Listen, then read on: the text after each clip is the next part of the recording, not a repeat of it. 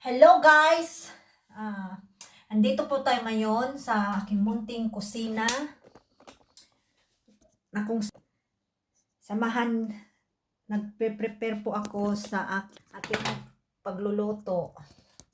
Guys, nandito ako para tutuluan ko kayo paano magluto ng yuha, yung tradisyonal lang soft ng mga Croatian.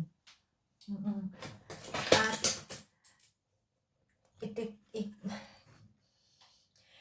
so guys, keep on watching kasi magluluto ang iyong kuskusira ng Croatia para sa aking asawa para pag uwi niya may soup kasi tradisyon talaga ng mga Croatian guys na kumain muna ng soup before bago sila kumain ng yung main dish nila.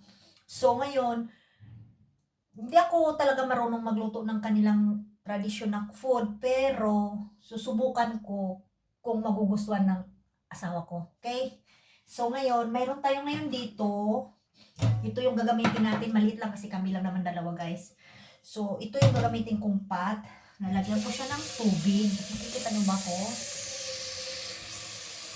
Nalagyan ko siya ng tubig. Then, mayroon tayong mga ingredients guys. Ito yung tinatawag na yung chicken. Alam nyo naman po yung chicken eh. Yung chicken po is ano lang po yan, optional lang po yan sa inyo, sa atin kung gusto nyo. Kasi mostly, mayroon talaga yung, lalo-lalo na yung biyanan kung magluto ng ganito, meat talaga, karne lang, baka or lamb. Pero mo sa akin po, chicken kasi yung mas madali na lutuin.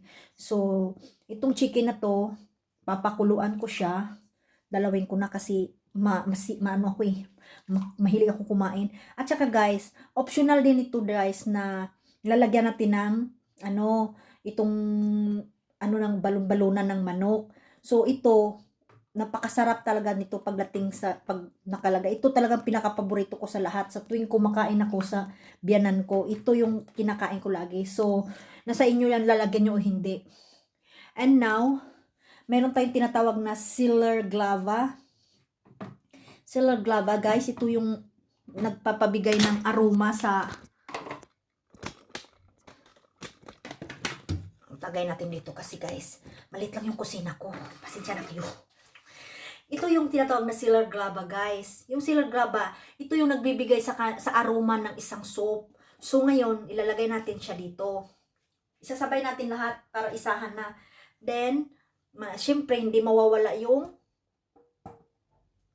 sibuyas natin. Pwede rin siyang hiwain, pwede rin hindi. Pero sa akin, para talagang maglalaman mo talaga na may soup siya, wag na lang hiwain para malasa, ganun din naman. So, ilalagay ko na lang siya ng buo, guys. Lagay ko siya ng buo para pag kumulo ng kumulo, masarap kasi siya pag maano. At saka, hindi makakalimutan yung garlic or bawang sa atin. Yan, ganyan din guys ha. Nilagay ko lahat. Lagay ko. And then, lalagay ko rin po yung konting carrots. Usually talaga sa soup, yung carrots nagpapasarap talaga yun. Yung talaga sikreto. Charot.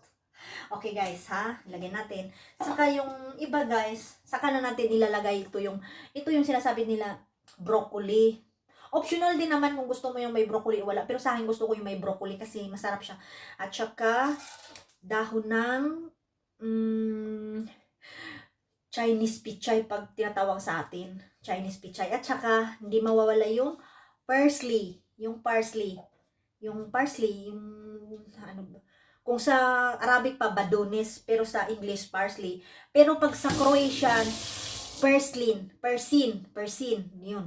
And, siyempre, hindi nagpapawala hindi ako sponsor nito, pero ito talaga usually nilalagay sa yuha nila guys, ito. So susubukan ko guys kasi gusto kong kumain ng yuha ngayon. Gusto ko pag-uwi ng asawa ko makahigop siya kasi malamig ang panahon. Alam mo naman, di ba? Umuulan. Ito yung para siyang magic sarap. So guys, subukan natin. Titikman natin. Mas magugustuhan ba ni asawa kung sakasakali na maluto ko ito. So guys, keep on watching and ito na, hanggang sa dulo ng aking video para malalaman natin kung ano ang kahinantungan ng ating soup, guys. Yan. Pasensya na guys sa kitchen ko guys kasi maliit lang kasi guys yung kitchen ko eh. Hindi kami mayaman, hindi rin kami kaya lang mabuhay kami ng asawa ko. Pero sige. Ayun na guys ha. Susubukan na natin hanggang sa kumulo siya guys. Hintayin natin. Pero bago yan, lalagyan mo natin siya ng asin din para habang yung pumumukulo siya guys, yung manok ma-absorb niya yung salt. So tama na siguro yan guys, no? Sige. Yan natin yan. So habang naghihintay tayo niyan guys, magpapaano muna tayo ha. Ayan guys, para malapit na siya kumulo. So, ano natin, halu-haluin natin. Hintayin natin na kumulong-kumulo siya. Ayan guys. So, keep on watching! First time ko po talaga pong mag-live, maggawa ng YouTube, mag-upload ng videos. Pero, susubukan ko, hindi naman po ibig sabihin na yung gusto ko lang enjoy lang kasi yung Croatia kasi napakaganda talaga ng lugar nila guys. Sa totoo lang. Hindi ko rin alam sa iba yung kung anong masasabi nila about sa Croatian, pero para sa akin maganda talaga, lalong-lalo na yung yung mga tao pala, not population. yung mga tao nila, yung mga tao pag nakasalamuha mo sila, napakabait talaga nila. Kasi parang kasi hindi sila usually kasi sa atin sa Pilipino may mga discrimination tayo sa kanila. Pero sa kanila guys wala. Kaya sige.